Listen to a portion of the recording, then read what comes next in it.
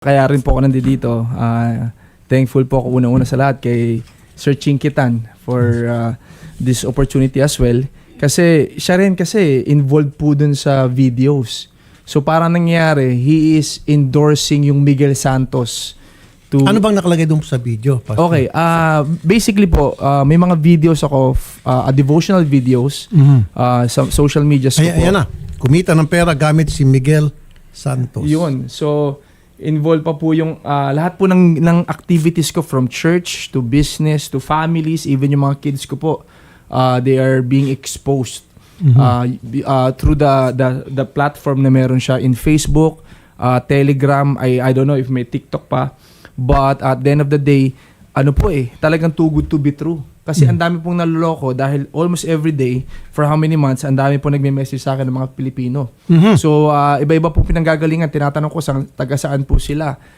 Visayas, Mindanao, mga probinsya. At dito rin po sa Manila kasi yung mga nakasama ko po dati, talagang hanggang sa kanila umabot na. So, massive na po siya. Malawak na. Malawak na po. Kaya po, gusto ko rin po matulungan yung mga kababayan natin na mga naloko po talaga kasi hindi lang siya basta maliit na pera eh.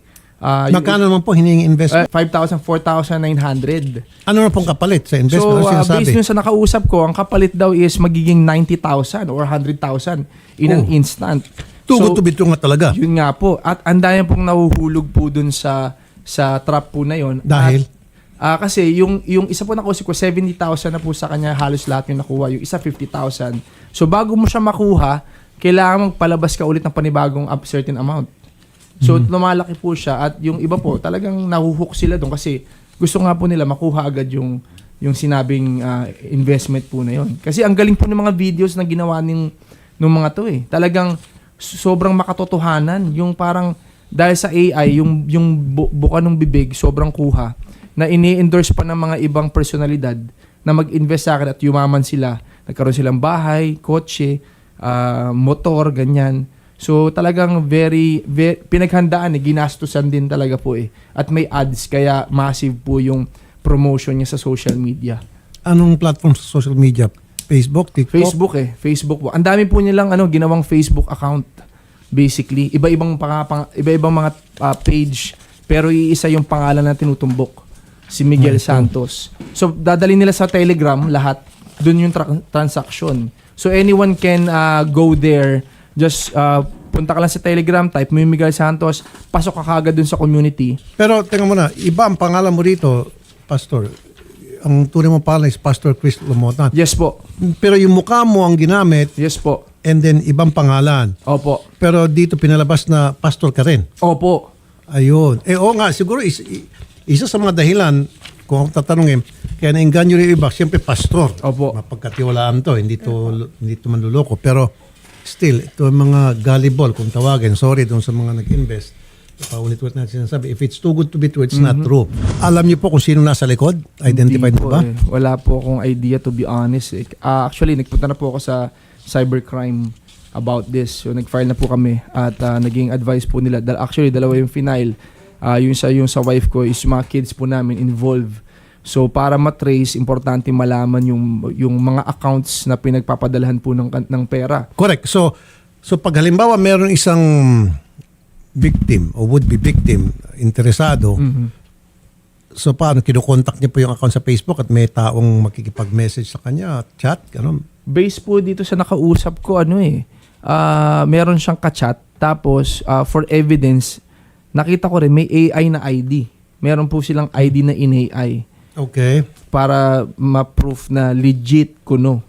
So, wala po, as far as I know, wala yatang kumakausap via phone. Through chat lang. Puro chat. Kaya, hindi ko rin maunawaan paano yung pagtiwala din talaga to release a certain amount. Siguro, yun din eh. Kaya, gumawa ako ng video dun sa aking Facebook. Pinin ko siya. Actually, nasa 15,000 views na. At para madali nila ma-search pagka merong, kagaya marami po ako na nakukuhang messages na buti na lang, muntik na. Yung iba nadali na. Pag ginugel nila, nakikita po nila yung video.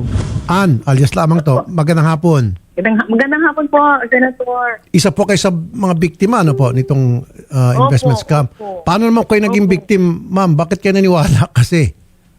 Opo, kasi maganda po yung ano niya eh. Pero po, nasasali ka 4,009, pinakauna mong ano. Then after 4 hours, kikita na ng 80 to 90,000. Wow! 4,900 tapos ang kapalit 80 to 90,000 in a span of how many days daw po? Hindi, mga 4 hours lang po yun. Hours 4 lang? hours. Grabe, hours lang pala. Opo, 4 Matindi. hours. Kasi Matindi. nabagan niya ako na... Parang slot machine. Ano na. Opo. Oh. Pero yung sa akin po, Senator, hindi lang 90, naging 110 kasi mas maganda daw yung ano, yung kita. So, siyempre, gusto ko po siya makuha. Pero wala pa kayo nakuha ni Cinco. Wala po, puro ano, kasi bago mo siya makuha, sabi niya sa akin, kailangan magbabayad ka ng verification charge. Okay. Meron pong verification charge na ano, 13,286. Okay. 13,286.88. Kaso nung nagpadala po ako ng pera, wala yung 0.88. So, ang sabi niya sa akin, sabi ko, bakit ang tagal po, ba't wala pa? Hindi raw nag-match yung payment ko dahil kulang ng 0.88. So, nung ano, Scam na po talaga eh. May, kahit Opo, nakulang so o hindi. daw nag-match. Pero ano nila yun? Nga po. Ano nila Tapos yun? another Modus. payment na naman. Pinabayad na naman niya ako ng 14,881. Mhm. O after that, ala naman po. Hindi naman niya na So, nakita daw nung na lumaki na yung ko. Dahil yun po kasing binabayad mo, refundable. So, na-add po dun sa amount. So, 110, tapos i-plus mo yung 13,286.88. Tapos, plus mo pa yung 14,881. So, tumaas na daw po. So, hindi na raw siya pwede sa Gcash mo. So, nangingi siya ng bank account. Sabi niya sa akin, i-transfer natin sa bank account kasi hindi na pwede sa Gcash mo. Sabi ko sa kanya, sabi ko yung Gcash ko nakakarating ng 500,000. Sabi niya, no, it's not. Sabi gano'n. Okay. Ako, Sir Miguel, hindi po gano'n. Okay. Kasi ang alam ko, ang bait-bait ni Sir Miguel eh. Yeah. Pero nung bandang huli po, parang nakahalata ako na iba na yung hindi na tama po. Yusek Renato Aboy Paraiso ng CICC. Sir, magandang hapon po, Yusek. Ano pong take Opo. nyo rito? Yusek, paano kayo makatulong inyo pong tanggapan?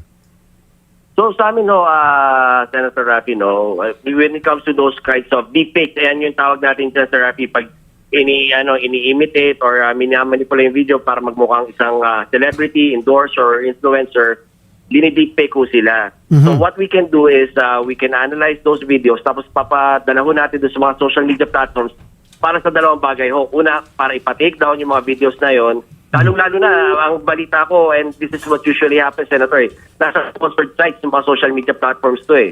So talagang nagbo-boost din itong mga to eh. So para mapa-take down na natin yan at sabi sa mga social media platforms, huwag nang tanggapin yung mga ganyang classroom sponsored sites. And second, para mag-data preservation at malaman natin kung sino yung mga credentials behind those accounts. I'm guessing maraming accounts po yan, Senator, no? Marami po. So ang tanong ko lang ngayon, Yusek, is there a way na matukoy nyo kung sino-sino yung mga personalidad na nasa likod nito para masampahan ng kaso at makulong? Senator, unang-una alam namin dito sa mga ganito kasi pinamitan ng AI ito eh. These are mga scam syndicates po at karamihan ho sila nandun sa ibang bansa. Pero itong particular na nature nitong sinusumbong po ni Pastor, may mga GCash accounts daw, may mga bank accounts daw dito. Yun ho ang pwede natin gamitin para i-unpack at matrace itong mga individual na nandito sa Pilipinas. At yun ang pwede natin kasuhan, Senator. O, di ba kapag kumuha sila nag-open sila ng account sa GCash o lalo pag sa bangko, hindi naman basta-basta silang ipag-open ng account, kula sila mga ID. So, tama po kayo, base doon, pwede kayo mag-request sa bangko, sa GCash, yung sino may-ari ng mga account na yun, at pwedeng sampa ng kaso. Tama, Yusek? Tama po, Senator. Lalong-lalo na dahil sa bagong batas na pinasan nyo, yung AFASA law natin, yung anti-financial accounts scam po, pwede na ho nating ma-uncover to base lang ho sa request ng BSP. So, mas madali na ho ang proseso natin ng pag-identify at pag-unmask dito sa mga individuals na nagtatago sa mga bank accounts na to. Very good. So, ang gagawin ko, Yusek, si Pastor ay makipag-ugnayan sa inyo, kinakalang samahan namin para mabigyan yung guidance kung anong klaseng move o action ang agad-agad na pwedeng gawin. Nang sa gayon, mabura itong mga account nito, and B, ma-identify kung sino sila at masampa ng kaso. Tama po, Senator. At malugod na ho namin tatanggapin si Pastor at tutulungan ho natin kagad. Okay. Sige, ganun naman, Pastor. Samahan namin kayo kay Yusek Paraiso. kailangan ma-identify agad to. Yes, sir. Mabura and then ma-identify. Yun naman pala. GCash bang ginagamit, Pastor? O Based po dun sa mga naka-chat ko, iba-iba. May BPI. oh, madali. May Go Time ba yun? Opo, Tapos may Paymaya. Gcash, may Paymaya. I think they're using different kinds of ano rin po eh. Yeah, but Yeah. ang importante doon, di ba, Yusek, pumasok yung pera Yeah. Yeah and po, may Gcash. yung perang pumasok na galing po doon sa panluloko na scam, so madali na po yun, ma-trace, Yusek, di ba? Tama po, Senator. Because nga doon sa pasalo natin, mabilis na natin ma-identify. Even if it's a bank or yung mga tinatawag nating payment gateways, basta any form of financial institution regulated by the BSP, kaya na ho nating ma-identify kung sino yung mga nasa likod niyan. Especially ho, ganito ang circumstances. Kasi ito yung tinatawag natin na predicate crime, yung estafa po eh. Mhm. Okay, sige. Pastor, gusto niyo po manawagan doon sa mga member ng congregation ninyo. Yes Pagkakataon niyo na po. Sige po, gusto ko po sana pong manawagan sa lahat. Actually, hindi lang po sa mga kasama po namin sa church but also sa mga kasama po natin Pilipino na please, wag po agad-agad maniwala sa mga investment scam po na ito. Mga too good to be true, ika nga. Tandaan po natin, hindi po madali ang buhay. Pagsikapan po natin ang mga bagay-bagay po. And ito po mga investment po na to. Ingatan po natin, especially mga videos. Kaya tayo nauhok kasi talaga magdamag tayo nanonood eh. So itignan nyo po yung buka ng bibig. So obvious naman po na iba yung buka ng bibig. Tsaka mag-research po tayo before tayo magbayad and all. So maging wise po tayo kumbaga sa ating pong mga decision making para hindi po tayo maloko. Yun lang po. Palagi yung sinasabi yan dito, Pastor, if it's too good to be true, it's not true. Yes. Saka isa pa, 4,900 in a matter of hours, agad-agad, magiging 80,000, 90,000. Wow. Totoo po. Diba? Yes. Saan nila kinukuha yung perang pang bigay dun sa interest at Yes. ganun na lang kabilis. Sige po, Pastor, ikukunik ko kayo kay Yusek Paraiso ng CICC. Thank you po. He's the Senator right Rafi. person to talk to sa matters of concern tungkol dito. Sige po, salamat po sa Salamat pagpunta, po, Pastor. Senator Rafi. Salamat po, Yusek Paraiso. Huwag niyo ba bang Maraming telepono? salamat din Thank po, you, Senator. Dati rin po. Kakausapin po kayo off-air ni Pastor sa kabilang booth. Salamat, Sige po. Pastor.